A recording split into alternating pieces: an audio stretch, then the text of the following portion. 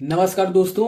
आप एक shop open किए हो और पूरे देश में कोविड का माहौल है और आप एक लिमिट समय बाद दुकान को बंद कर दोगे। जब एक लिमिट होगा, जिला प्रशासन द्वारा जो भी सरकार ने रूल्स गाइडलाइंस बनाई होंगी उसके तहत ही आप शॉप को ओपन किए रहोगे।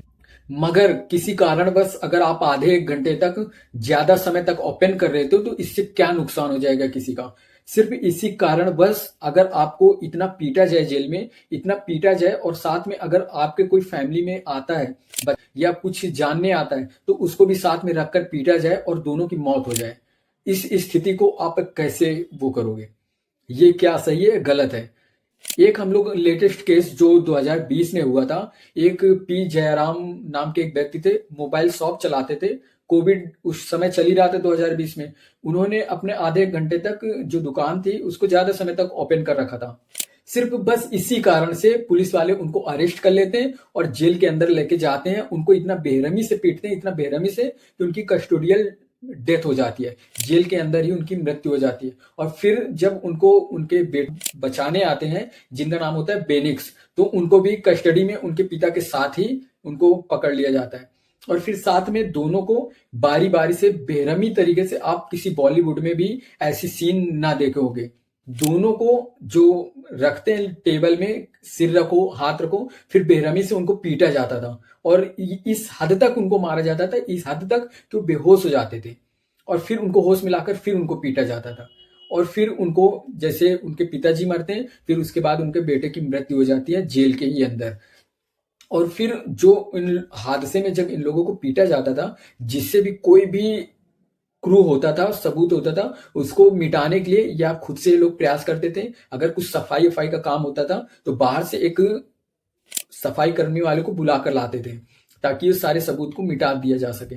लेकिन कोर्ट ने जब आदेश दिया सीबीआई को कि आप स्टेप बाय स्टेप इस केस की पूरी छानबीन करो और मुझे बताओ, तब ये सारी चीजें जांच में आई और जिसने ये सारी चीजें सफा की थी उसने भी खुला होकर बताया। लेकिन ये सवाल सबसे बड़ा, ये जब पूरे स्टेट में जब माहौल बन जाता है कि क्या पुलिस वालों को ये अधिकार है डिसीजन का या निर्णय लेने का कि सजा भी वो पकड़ के लाए और सजा भी वही दे, ये अधिकार किसी भी पुलिस वाले को नहीं है। पुलिस सिर्फ होती है जनता की रक्षा के लिए, ना कि डिसीजन देने के लिए, सजा देने के लिए।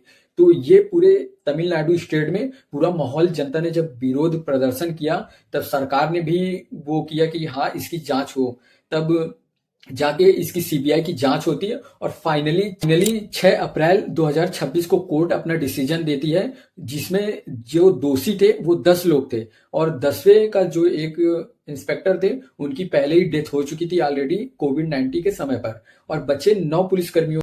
6 अप्रैल 2026 को फांसी की सजा दे देती है कोर्ट। ये पुलिस कर्मियों के लिए, बाकी जितने भी प्रशासन में बैठे लोग हैं उनके लिए एक सबक है, ताकि ये समझ सकें कि आपका जो कर्तव्य है, आपका जो काम है, आप उस पर सत्यनिष्ठा पूर्वक काम करिए, ना कि जो सजा देने का किसी दूसरे का काम है आप वो करने लग जाओ। तो ये अपने कर्तव्य को आप समझने का एक बहुत ही अच्छा एग्जाम्पल है और क्या नहीं करना है हमें उसका भी ये एग्जाम्पल है। तो हमारे इस वीडियो में आपको यही न्यूज और हमारे ऐसे न्यूज, अगर कोई भी लेटेस्ट न्यूज हमारे देश, हमारे समाज, हमारे इन्वायरमेंट में जो भी आती है, हम आपको इस वीडियो के माध्यम से बताते रहेंगे। और आप हमारे इस वीडियो को लाइक करिए, सब्सक्राइब करिए और अपने दोस्त यार को जरूर शेयर करिए। धन्यवाद।